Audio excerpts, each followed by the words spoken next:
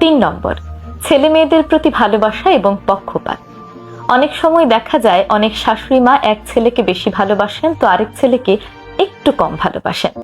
এইসব ক্ষেত্রে হিংসা না করে বরং শাশুড়ি মায়ের কাছে নিজের গ্রহণযোগ্যতা বাড়িয়ে তোলার চেষ্টা করুন।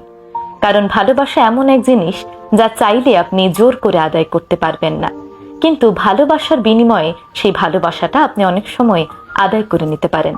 তাই শাশুড়ি মা যদি আপনার স্বামীকে কম ভালোবাসে, সেক্ষেত্রে আপনি হিংসাত্মক আচরণ করেও তা কখনোই পরিবর্তন করতে পারবেন না। এটা একমাত্র শাশুড়ি মায়ের ব্যক্তিগত একটি ব্যাপার। 4 নম্বর, শাশুড়ি মায়ের বান্ধবী কিংবা আত্মীয়। শাশুড়ি মা কাকে বান্ধবী মনে করেন, তার কোনো বান্ধবী আছে কিনা, তার কোনো আত্মীয়কে পছন্দ করেন কিনা, কিংবা কোনো আত্মীয়র সঙ্গে তার বন্ধুত্বমূলক সম্পর্ক আছে কিনা, এই জিনিসগুলো নিয়ে নাক না গলানোই শ্রেয়। কারণ প্রতিটি বয়সের মানুষের জীবনেই বন্ধুর প্রয়োজন আছে।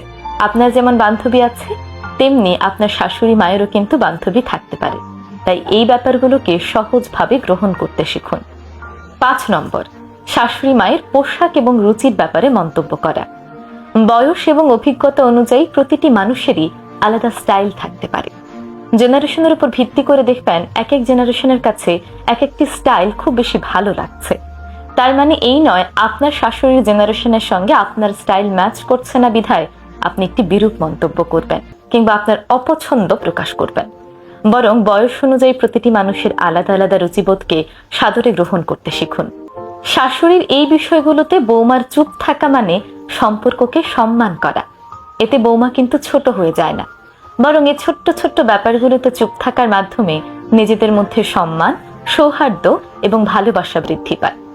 একজন বৌমা যদি এই ছোট্ট ছোট্ট বিষয়গুলোতে ধৈর্য, সহনশীলতা, শ্রদ্ধাবোধ এবং ভালোবাসা দেখান, তাহলে তিনি শুধুমাত্র একজন আদর্শ মেয়েই নন, বরং আদর্শ স্ত্রী এবং আদর্শ বৌমা হয়ে ওঠেন।